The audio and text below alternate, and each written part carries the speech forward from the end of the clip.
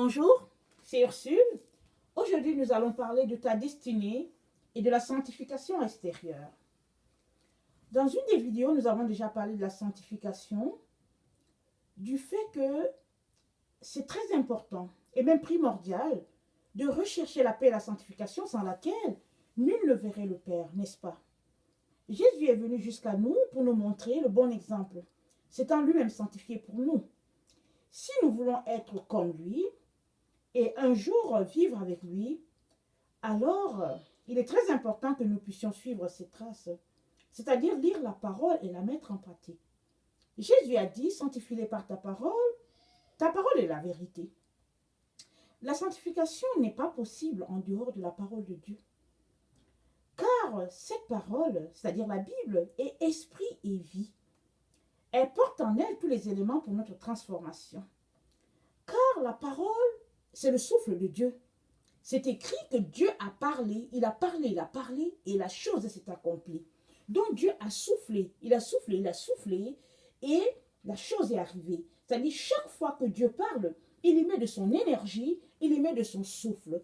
Et après cela, on voit la chose s'accomplir. C'est comme ça que il a créé les cieux et la terre, il a créé toutes choses. Et aujourd'hui encore, Dieu parle. Il n'a pas changé. Il a parlé. Il y a plus de 2000 ans, il y a plus de 6000 ans, il a parlé, la Bible nous le dit. Et il continue de parler, de donner des paroles réma à ses enfants, à chaque jour, à chaque instant. Et même c'est même écrit que Dieu parle tantôt d'une manière, tantôt d'une autre, et personne n'y prend garde.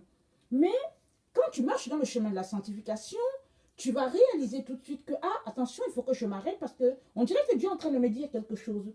Cela peut être par la nature, cela peut être par quelqu'un, cela peut être même par une personne que tu ne connais pas, qui n'est pas du tout chrétien. Mais si tu es quelqu'un qui marche, qui est très sensible à certaines choses, à la voix de ton Père, tu peux vraiment réaliser que, oh, ici, là, à cet endroit précis, je pense que Dieu est en train de vouloir me dire quelque chose. Et en ce moment-là, tu devrais t'arrêter. Et bon, je reviens à ce que j'étais en train de dire. Si tu médites la parole à chaque jour, si tu la mets en pratique, il n'y a pas de raison qu'elle ne s'exécute dans ta vie. Car la parole nous a été donnée pour nous enseigner, pour nous éduquer, pour nous conduire, nous instruire, nous transformer.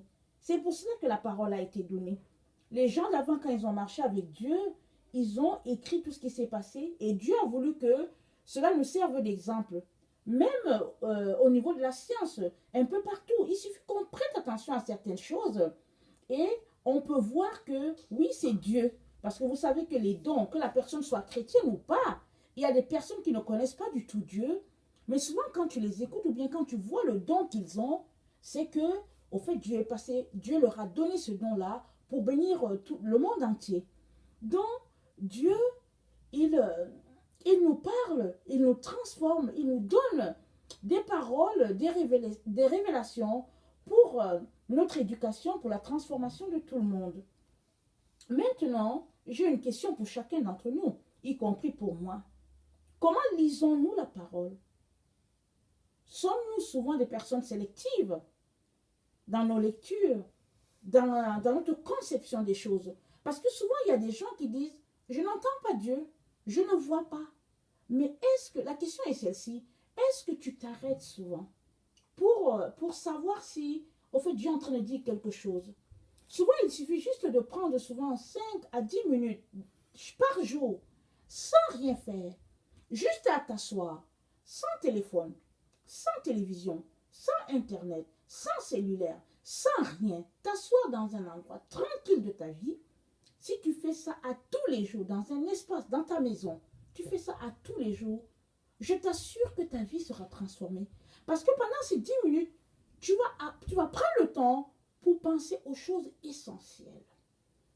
Alors, comment lis-tu la parole? Comment te concentres-tu à lire la parole?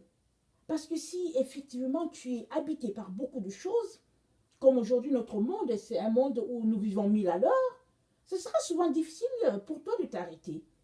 Mais si tu as pratiqué l'écoute de la parole de Dieu, si tu t'es souvent arrêté pour savoir si Dieu a quelque chose à dire, tu réaliseras que Dieu parle. Même dans le brouhaha de notre vie, il parle. qui arrive souvent avec les êtres humains, c'est que, en tout cas pour ceux qui aiment lire la parole de Dieu ou bien qui aiment lire les livres chrétiens, c'est que quand quelque chose fait notre affaire, alors on est content et on trouve que c'est génial et puis on accepte volontairement ce processus de transformation. Mais quand quelque chose, une parole nous froisse, alors tout de suite, souvent on se dit, oh ce n'est pas Dieu, on se demande comment ce prophète-là a entendu, est-ce qu'il a vraiment écouté Dieu? Et puis bon, souvent si c'est Paul qui a parlé, on se dit, mais est-ce que Paul n'a pas exagéré un peu? Est-ce qu'il a même vraiment compris? Est-ce que cela ne vous arrive pas souvent? Ça arrive à tout le monde, parce que nous sommes des humains, ça nous arrive. Et j'aimerais quand même vous encourager à vous arrêter quand cela vous arrive. Demandez-vous, est-ce que c'est parce que la parole vous froisse que vous avez ce questionnement-là en vous? Parce que Dieu nous parle tous. Il a mis dans notre conscience cette pensée-là de l'éternité, mais aussi cette conduite. Parce que la Bible s'est dit que l'esprit de l'homme est la lampe de l'éternel. Je ne sais pas si je le traduis bien de l'anglais au français, mais c'est ça un peu. L'esprit de l'homme, c'est la lampe de l'éternel. Autrement dit, dans notre esprit, Dieu a mis sa lumière pour nous enseigner, pour nous éclairer. Même si nous n'avons pas la Bible et que nous avons un autre livre, Dieu nous enseigne. J'ai le témoignage de plusieurs personnes qui sont devenues chrétiennes juste en lisant le Coran. Il y a d'autres personnes qui sont devenues chrétiennes en lisant les livres, les recueils de Bouddha. Alors c'est pour vous dire que quand on vient avec un cœur d'écoute, un cœur qui veut être transformé, Dieu n'hésitera pas à nous parler.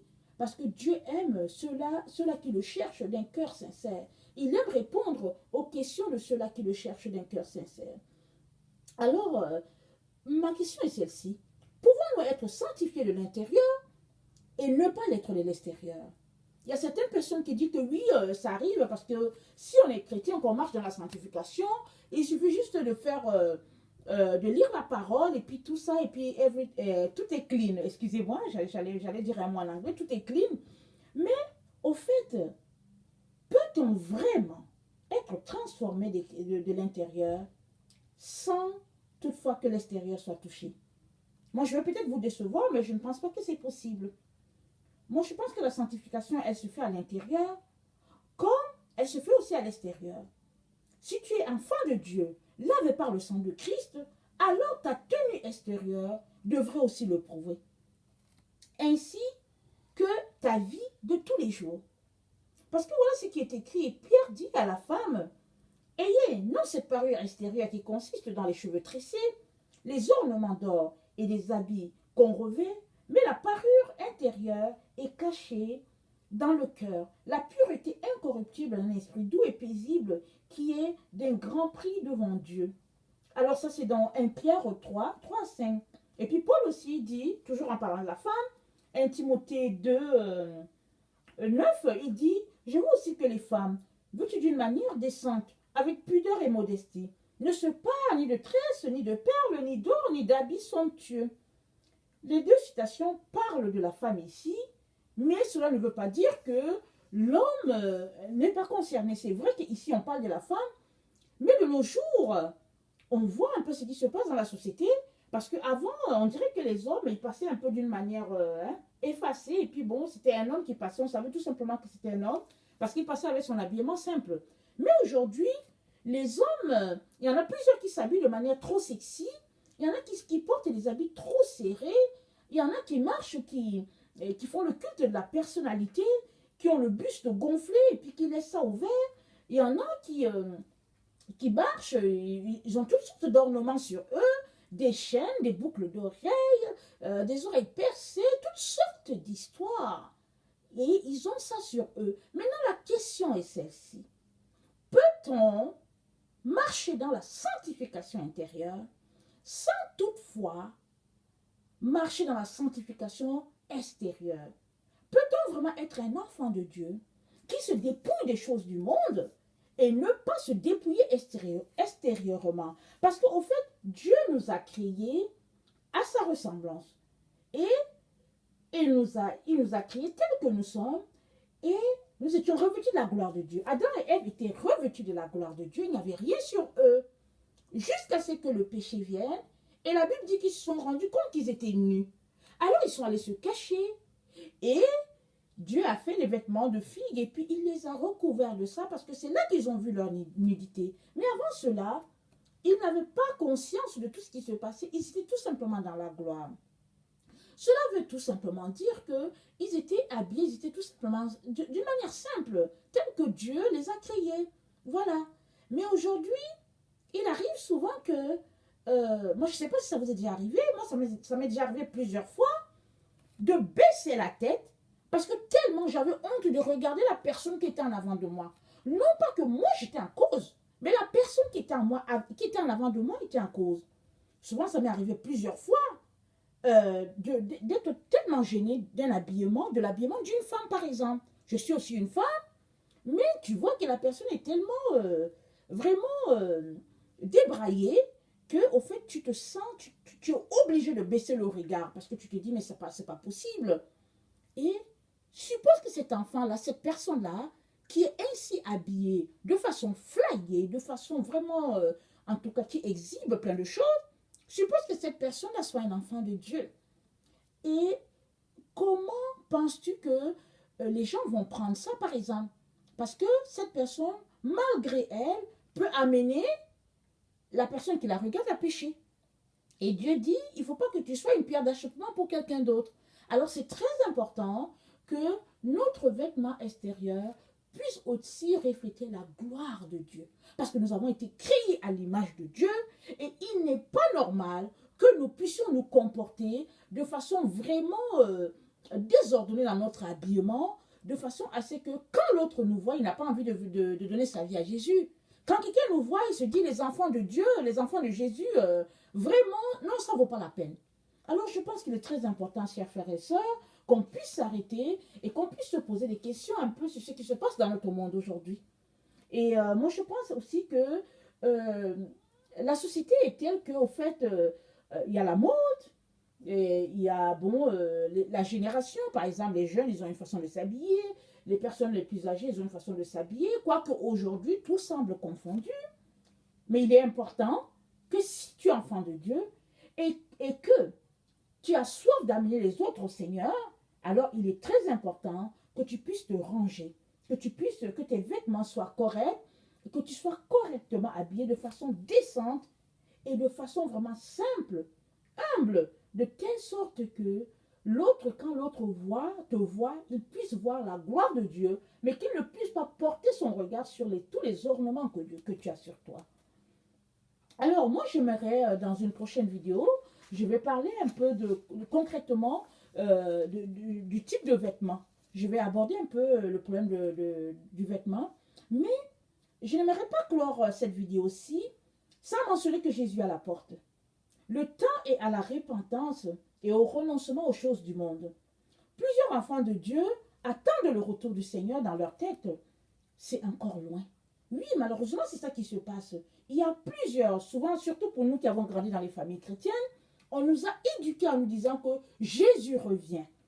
Mais ça a tellement tardé qu'aujourd'hui, on se dit, bon, Jésus revient.